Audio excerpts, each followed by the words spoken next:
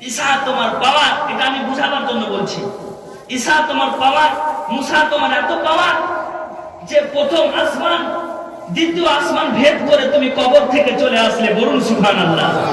দ্বিতীয় আসমানে আল্লাহর নবী সব কিছুকে দেখে নিলেন, তারপরে নবীকে 3 নম্বর আসমানে চাপিয়ে দিলেন, বলুন সুবহানাল্লাহ। তারপরে নবী আমার 4 নম্বর আসমানে চেপে গেলেন। 4 নম্বর আসমানে চাপলেন তো একটা রহমতের নদী দেখতে পেলেন, বলুন সুবহানাল্লাহ। যে রহমতের নদীতে নবীকে গোসল করানো হয়েছিল। তার নবীকে কটা নূরের পর্দাতে রাখা হয়েছে জানেন? নবীকে 12টা নূরের পর্দাতে রাখা হয়েছে। যদি কোনোদিন সময় পাই আমি শোনাবো। 12টা পর্দার নাম বলে দিচ্ছি। হেজাবে রহমত, হেজাবে আজমত, হেজাবে কুদরত, হেজাবে মানজিলাত, হেজাবে শাফাত, হেজাবে কানাত।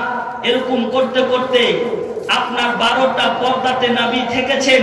এক একটা পর্দা ভেদ করতে নবীকে সময় লেগেছে 12,000 বছর। সুবহানাল্লাহ বলেন। একটা পর্দা থেকে আরেকটা পর্দাতে নবী যাচ্ছেন তো 12,000 ডিসটেন্স, 12,000 বছরের ডিসটেন্স। আমার কথা বুঝতে পারছেন তো? ডিসটেন্স, পার্থক্য, আপনার এতটা দূরত্ব। নবী আমার 10টা নূরের নদীতে গোসল করেছে। নবী বলেন আমি এই নদীতে গোসল করেছি, দেখতে পেলাম, বলুন সুবহানাল্লাহ। চতুর্থ আসমানে ভূগোলকে জিজ্ঞেস করো, ভূগোল বলো তুমি তোমার সূর্যের রশ্মিটা ডাইরেক্ট পৃথিবীতে আসে না কেন? ভূগোল বলবে সপ্তম আসমানে, চতুর্থ আসমানে স্ট্রাটোস্ফিয়ার রয়েছে, সেখানে একটা শীতল জায়গা রয়েছে, সেখানে সূর্যের আলোটা সেখানে এসে আসছে, আর সেখানে শোষণ করার পর মানুষের যতটা প্রয়োজন সেই পরিমাণ অনুপাতে সেই বাতাসটা এবং সেই আলোটা ছাড়তেছে। কিন্তু সেটা নয় সায়েন্স। নবীর কাছে সায়েন্স গিরি চলবে না। নবী বলতেছেন এটা রহমতের নদীতে সূর্যের আলো পড়তেছে, রহমতের নদীতে সূর্যের আলো পড়তেছে। আর সেই আলোটা সেখানে কম্প্রোমাইজ হওয়ার পর যতটা আমাদের প্রয়োজন পৃথিবীতে আল্লাহ তাআলা ছাড়ছে রহমতের নদীর মাধ্যমে। মাচালকে বলো না, ধ্যান সে বলো না, বাহ সুবহানাল্লাহ, আলহামদুলিল্লাহ। তারপরে নবী আমার পঞ্চম আসমানে গেলেন। পঞ্চম আসমানে দেখা হলো নবীগণদের সাথে। ষষ্ঠ আসমানে গেলেন তো মুসার সাথে দেখা, বলুন সুবহানাল্লাহ। মুসা আগে থেকে খোদার কাছে তামান্না করেছিল, ইয়া রাব্বি তোমার হাবিবকে বারবার আমি দেখতে চাই, বারবার দেখতে চাই। আল্লাহ বলতেছেন ব্যবস্থা করে দিব মুসা, টেনশন নিতে হবে না, বলুন সুবহানাল্লাহ। টেনশন করতেই হবে না, নো টেনশন, টেনশন ফ্রি থাকো, আমি এমন ব্যবস্থা করে দিচ্ছি। সপ্তম আসমানে নবী চলে গেলেন। ইব্রাহিম নবীর সাথে সালাম হলো, কালাম হলো। ইব্রাহিম আলাইহিস সালাতু তাসলিম বাইতুল মামুরে টিক লাগিয়ে পিঠ লাগিয়ে বসে আছে, আর তার সামনে দিয়ে ৭০,০০০ ফেরেশতা আসা যাওয়া করছে। নবী মঞ্জার দেখে নিলেন।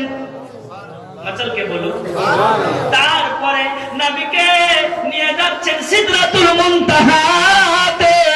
সিদরাতুল মুনতাহা যাওয়ার পর হযরত জিবরিল আমিন থমকে দাঁড়িয়ে গেল।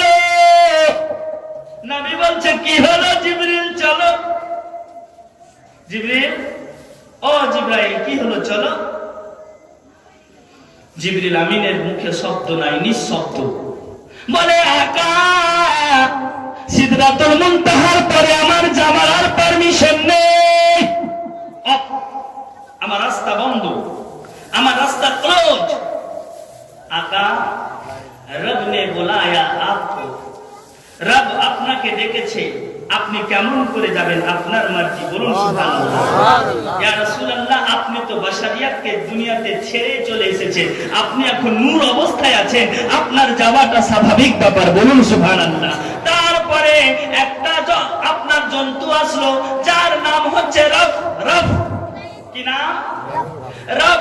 রব একটা নজর যেখানে ফেলবে সেখানেই যাবে, দুনিয়ার শেষে ফেলবে তো দুনিয়ার শেষে তার পা যেয়ে পৌঁছিবে। রাফরাফে চেপে গেলেন নবী আমার, কাবা কাউসাইন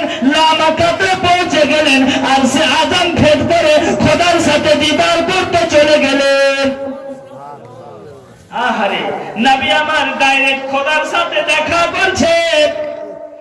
এই দেখা করাটাকে আরবি ভাষাতে কাবা ও কাউসাইন বলে। কি বলে? বলেন, জোর করে বলে।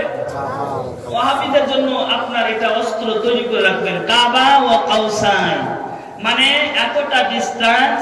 ধরেন একটা তীর ধনুক নিলেন, তীর বুঝেন তো, ধনুক বুঝেন তো, তীর ধনুকের মধ্যে যতটা ডিসটেন্স, যতটা ফাঁকা আছে, আমার নবী খোদার সাথে দাঁড়িয়ে কথা বলতেছিল। নবীকে বলতেছেন, ও হাবিব, তুমি তো দুনিয়া থেকে আসলে, তো আমার জন্য কি নিয়ে আসলে বলো বলো। নবী বলতেছেন, মিষ্টি তো নিয়ে যাইনি, জিলেপি তো নিয়ে যাইনি, শরবত তো নিয়ে যাইনি, আঙ্গুর তো নিয়ে যাইনি, কলা তো নিয়ে যাইনি, বেদানা তো নিয়ে যাইনি। নবী বলতেছেন, আত্তাহিয়াতু লিল্লাহি ওয়াস সালাওয়াত, বলে এটাই নিয়ে আসলাম। মাতালকে বলো সুবহানাল্লাহ। উঠে যান, দাঁড়িয়ে যান।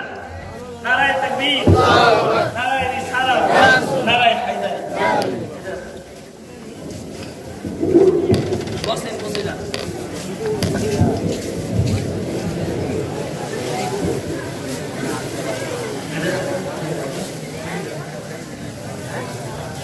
আচ্ছা শুনেন বাবাজি ভাইরা, মাত্র 2 মিনিট সময় নিচ্ছি।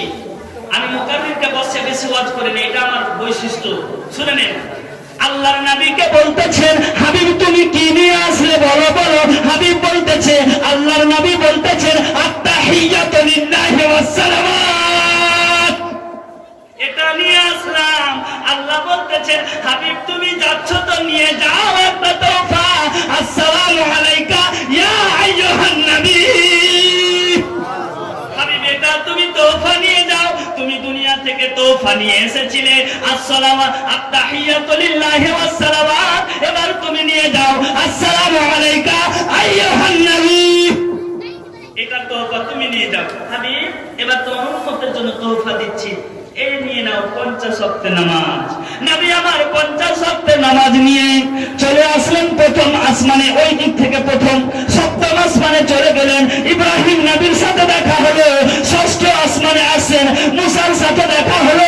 মুসা নবী বলতেছেন, ওগো আল্লাহর রাসূল, আকায়ে নামদার, মদিনার তাজদার জনাবে মুহাম্মদুর রাসূলুল্লাহ সাহিবুল আওলাদ সাল্লাল্লাহু তাআলা আলাইহি সাল্লাম আপনার উম্মতের জন্য কি নিয়ে আসলে? নবী বলতেছেন 50 ওয়াক্ত নামাজ। মুসা বলতেছেন, আপনারা শুনেছেন তবু এটাকে রিপিট করছি। হ্যাঁ, আল্লাহ বলতে হযরত মুসা বলতেছেন, আপনার উম্মত দুর্বল হবে। মুসা কেমন করে জানলে আমরা দুর্বল হব? নবীর উম্মত দুর্বল হবে। প্রত্যেকটা নবীকে ইলমে গায়ব খোদা দান করেছিলেন। বলুন সুবহানাল্লাহ, বলুন সুবহানাল্লাহ। তাহলে বোঝা গেল 50 ওয়াক্ত এরকম করতে করতে বলে যাও, একবার যাও, কিছু কনসেশন করিয়ে নাও, কিছু কমিয়ে নাও। নবী আমার খোদার সঙ্গে চলে গেলেন দেখা করতে। পুনরায় আপনার 5 ওয়াক্তের নামাজ কমানো হলো। এরকম করতে করতে 9 বার নবী গেলেন, 5 রং 45 কমে গেল, 5 থাকলো। বলে এবার চলে যাও, এবার চলে যাও। নবী আমার চলে আসলো বাইতুল্লাহ শরীফে, হারাম শরীফে এসে ইবাদত করতে শুরু করেছে। সেরে খোদাকে জানানো হলো, আলীকে জানানো হলো, ওসমান গনিকে জানানো হলো, আবু বকর সিদ্দিককে শোনানো হলো ঘটনা। বলে আপনার নবী বিরাজ করেছেন। আবু বকর বলে, নবী যদি বলে থাকে তাহলে হক বলেছে, সত্য বলেছে। এই ঘটনাটা নবী শোনার পর বলল, আবু বকর যাও, তোমার নাম সিদ্দিক রেখে দিলাম। যাই হোক বাবাজি ভাইরা, বক্তা চলে এসেছে, আমি আর আগে বাড়বো না। একটা দুটো মিসরা হুজুর মাসরুর মিয়ার সালে আমি বলছি, জোর করে বলেন ইয়া রাসূলুল্লাহ। পেশানিতে মোদের লিখা আছে মাসরুর মিয়ার নাম রে, কি করিবি নজবি ওয়াহাবি আমাদের বদনাম রে। পেশানিতে, হ্যাঁ পেশানিতে মোদের লিখা আছে মাসরুর মিয়ার নাম রে, কি করিবি বদবাখেরা আমাদের দুর্নাম রে। আজমিরের